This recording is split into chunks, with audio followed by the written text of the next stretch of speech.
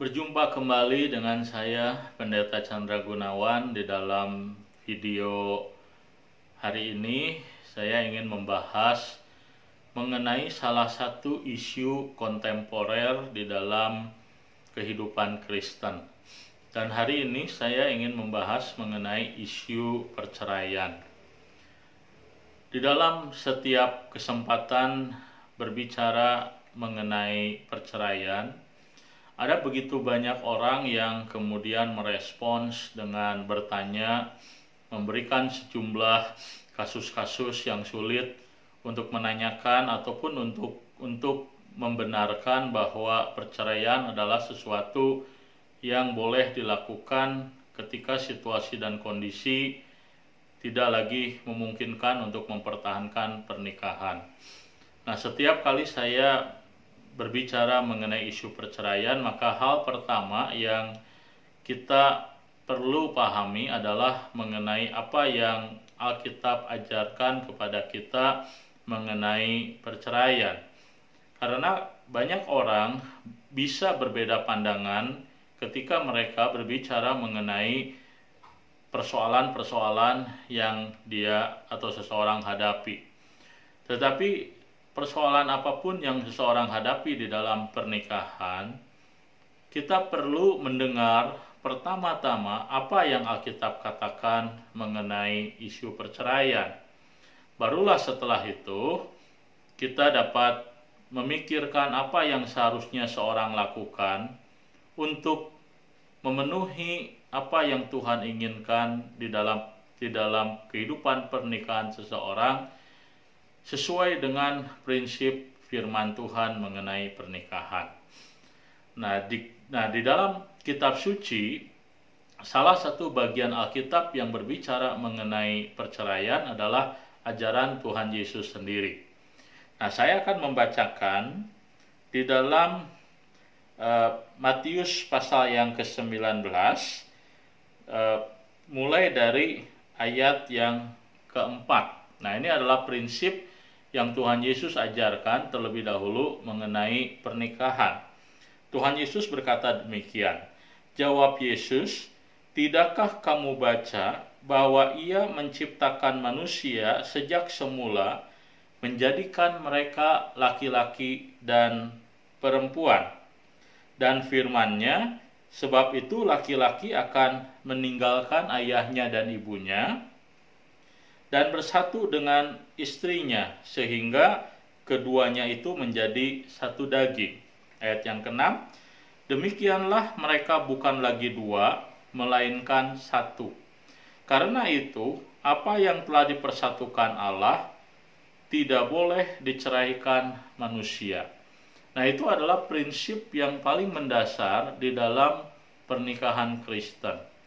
Bahwa di dalam pernikahan Kristen sesungguhnya ketika dua orang mengambil keputusan untuk menikah dan mereka kemudian diberkati Tuhan dan mereka atau secara resmi mereka disahkan dalam sebuah ikatan pernikahan, maka pernikahan itu bersifat permanen. Dan itulah alasannya kenapa Tuhan Yesus berkata, apa yang telah dipersatukan Tuhan tidak boleh diceraikan manusia. Nah, perkataan ini menegaskan bahwa perceraian adalah sesuatu yang tidak boleh. Tuhan tidak mengkehendaki ada sebuah perceraian di dalam sebuah pernikahan. Kenapa demikian? Karena yang menyatukan dua orang di dalam sebuah pernikahan adalah Tuhan sendiri. Dan ketika seseorang menikah, maka orang tersebut bukan lagi dua, melainkan satu. Maka di dalam pernikahan Kristen selalu dua orang yang akan menikah, mereka mengikrarkan sebuah janji bahwa mereka akan mengasihi, tidak akan meninggalkan, akan tetap setia sampai maut memisahkan. Nah, itu adalah janji pernikahan yang sesuai dengan apa yang Alkitab ajarkan, katakan bahwa pernikahan tidak dapat diakhiri dengan perceraian. Nah, namun Tentu seperti halnya dengan orang-orang Yahudi di abad pertama Masehi, mereka menggunakan alasan bahwa dalam kasus tertentu perceraian diizinkan. Apa yang mereka katakan? Mereka katakan bahwa hukum Musa mengatur bahwa ketika seseorang melakukan perzinahan, maka perceraian dapat dilakukan. Tetapi Alkitab mengajarkan hal yang penting untuk kita simak.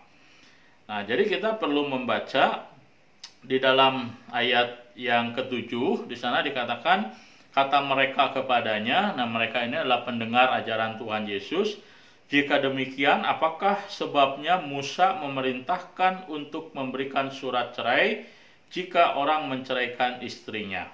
Nah, ayat 8 adalah penjelasan Tuhan Yesus. Dikatakan, kata Yesus kepada mereka, karena ketegaran hatimu Musa mengizinkan kamu menceraikan istrimu, tetapi sejak semula tidaklah demikian. Nah, jadi apa yang Tuhan Yesus ajarkan sesungguhnya jelas bagi kita semua. Pertama, bahwa perceraian bukanlah kehendak Tuhan. Jelas, Tuhan Yesus berkata, sejak semula tidaklah demikian. Dan yang kedua, Tuhan Yesus mengatakan yang memberikan izin bercerai itu Musa, bukan Tuhan.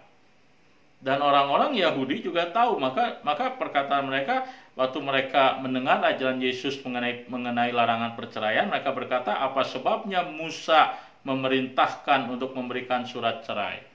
Nah, jadi orang-orang Yahudi pun mengerti bahwa izin daripada perceraian itu bukan datang dari Tuhan, tapi dari Musa yang mengizinkan perceraian. Kenapa? Karena kedegilan hati orang-orang Israel, karena mereka ngotot, karena mereka berdosa. Nah, jadi jikalau kita kembali kepada apa yang Tuhan Yesus ajarkan mengenai perceraian, sesungguhnya tidak ada perceraian di dalam pernikahan. Ketika seseorang mengambil keputusan untuk menikah, maka pernikahan itu bersifat permanen. Apa yang dipersatukan Allah tidak boleh diceraikan manusia. Nah, itulah sebabnya maka kepada muda-mudi saya perlu mengingatkan bahwa pernikahan adalah sesuatu yang kita harus pikirkan secara serius. Ketika kita mengambil keputusan untuk menikah, maka tidak ada jalan ke belakang ataupun tidak ada jalan untuk meninggalkan pernikahan ataupun dengan bercerai, tidak ada. Itulah sebabnya kalau seseorang akan menikah membutuhkan waktu untuk berpikir, merenungkan, juga harus betul-betul mengambil keputusan secara bertanggung jawab. Itulah sebabnya kepada muda-mudi yang akan menikah, saya perlu ingatkan, Anda perlu betul-betul berdoa kepada Tuhan sebelum mengambil keputusan menikahi orang yang Anda kasihi. Dan yang kedua, kita belajar sesuatu. Jikalau Anda dan saya sudah menikah, itu berarti Anda dan saya sudah diikat oleh Tuhan di dalam sebuah ikatan pernikahan, sebuah ikatan perjanjian. Bukan hanya antara saya dan pasangan saya, tapi antara saya, pasangan saya, dan Tuhan. Tuhan hadir di dalam pernikahan seseorang. Itulah sebabnya pernikahan seseorang ketika itu dilakukan dengan sah, maka pernikahan tersebut adalah pernikahan yang bersifat permanen. Dalam pernikahan kita bisa memiliki banyak masalah, dalam pernikahan kita bisa memiliki banyak pergumulan. Tetapi perceraian bukanlah solusi untuk menyelesaikan persoalan pernikahan. Selesaikanlah persoalan pernikahan sesuai dengan firman Tuhan, sesuai dengan kehendak Tuhan. Mintalah bantuan konselor Kristen untuk menolong kita menyelesaikan masalah-masalah pernikahan yang kita hadapi. Kiranya video pendek mengenai perceraian ini boleh menolong kita untuk memikirkan sekali lagi kehendak Tuhan di dalam pernikahan kita. Tuhan memberkati pendengar sekalian.